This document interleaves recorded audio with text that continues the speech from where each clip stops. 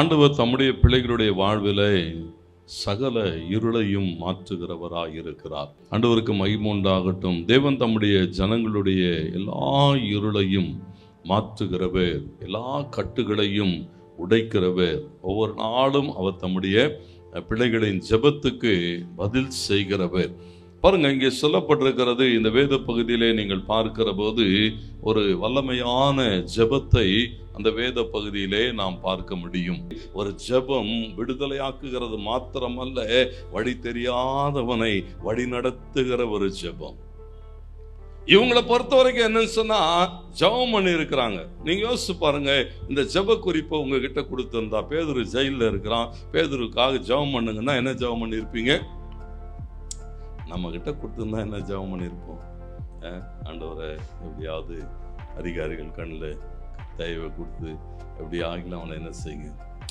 இவங்கெல்லாம் என்ன ஜெபம் பண்ணாங்கன்னு பாருங்க. இந்த விடுதலையின் அனுபவங்களை பார்க்கிற போது அவன் என்ன ஜெபம் பண்ணானோ அதை தான் பரலோகம் செய்கிறது. அவன் என்ன ஜெபம் பண்ணி இருப்பான்? ஆண்டவரே ஒரு தூதன் அனுப்புன்னு சொல்லி இருப்பான். உட்கார்ந்து ஜெபம் பண்ணிருப்பான். இல்ல எங்களால போக முடியாது, எங்களால பேச முடியாது, எங்களால விடுவிக்க முடியாது, எங்களுக்காக நீர் என்ன செய்யும்? ஒரு தூதனை பரலோகத்திலிருந்து அனுப்பும். ஒரே ஒரு தூதன் ஒரு ராத்திரியிலே 1,80,000 பேரை சங்கரிப்பான் என்று சொன்னால், ஒரு தூதன் இறங்கி வந்தா பேதுரு வெளியே வர முடியும். ஒரு தூதன் அனுப்பும். எப்படி ஜெபம் பண்றோம்? நம்முடைய ஜெப குறிப்புகள் கர்த்தருக்கு மகிமை பாருங்க. ஒரு விடுதலை உண்டாகிறதை பார்க்கிறோம்.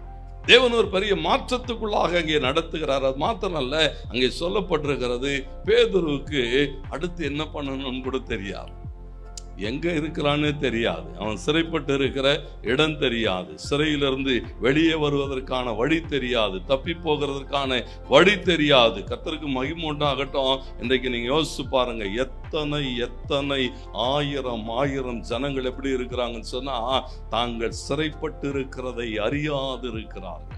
கிறிஸ்து இயேசு உன் பாவத்துக்காக தன் ஜீவனை கொடுத்தார், மரணத்துக்குள்ளாக இறங்கினார், மரணத்தை ஜெயித்து உயிரோடு கூட எழுந்தார். இன்றைக்கு உனக்காக பரிந்து பேசி கொண்டிருக்கிறார். ஒரு நாள் திரும்பவும் உன்னை கொண்டு போகிறதற்கு வருவார் என்கிறதான சத்தியத்தை சத்துரு என்ன செய்திருக்கிறான்னு சொன்னா, ஜனங்கள் அறிந்து கொள்ள முடியாதபடி மனக்கண்களை குருடாக்கி வைத்திருக்கிறான்.